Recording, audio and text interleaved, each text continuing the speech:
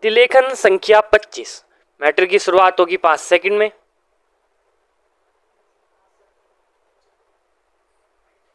शुरुआत।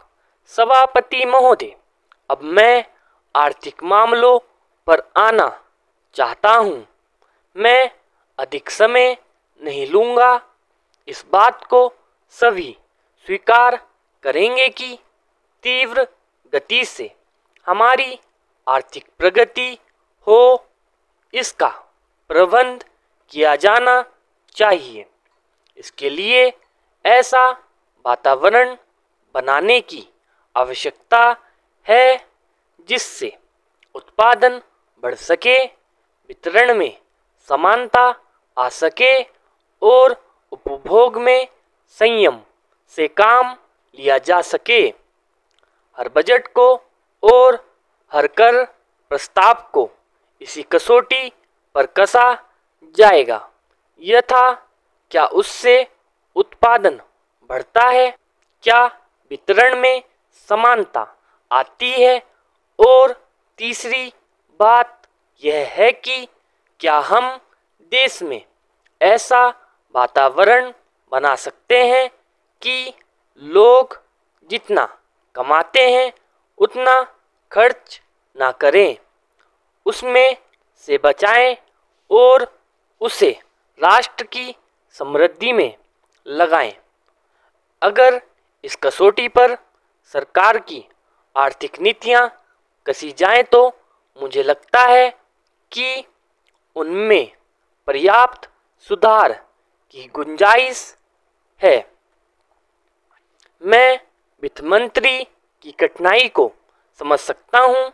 विकास की आवश्यकता अधिक धन की मांग करती है। राज्य सरकारें अधिक कर लगाने के लिए तैयार नहीं हैं।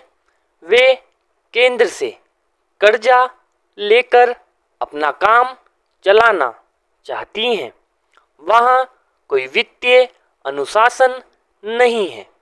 यह सारा बोझा केंद्र को उठाना पड़ेगा और केंद्रीय सरकार कठिनाई में पड़ेगी। इसीलिए मैं समझता और सुझाव को दोहराना चाहता हूं कि राज्यों को इस संबंध में निर्देश दिया जाना चाहिए। संविधान के अंतर्गत केंद्र इन राज्यों को निर्देश दे सकता है कि वह अपने साधनों के अंतर्गत अपने खर्च को चलाएं। केंद्र के कर्ज पर निर्भर नहीं रहना चाहिए।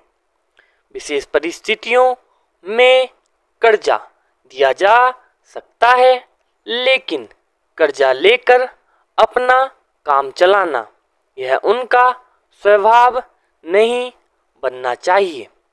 अपवाद रूप में कर्जा लेकर वह किसी विशेष परिस्थिति का सामना करने के लिए प्रस्तुत हो तो उसका विरोध नहीं किया जा सकता। दूसरी बात यह है कि देश में सादगी और संपत्ति को उड़ाने के बजाय उसे उत्पादक कार्यों में लगाने का वातावरण बनाना चाहिए। मैं नहीं जानता वित्त मंत्री महोदय इससे कहां तक सहमत होंगे, लेकिन आज देश में समाजवाद की चर्चा बहुत होती है। लोगों का समाजवाद की ओर देखने का दृष्टिकोण विकृत हो गया है। लोग हमें क्या मिलता है इस ओर ज़्यादा ध्यान देते हैं। हम कितना खर्च करते हैं इस ओर ध्यान नहीं देते।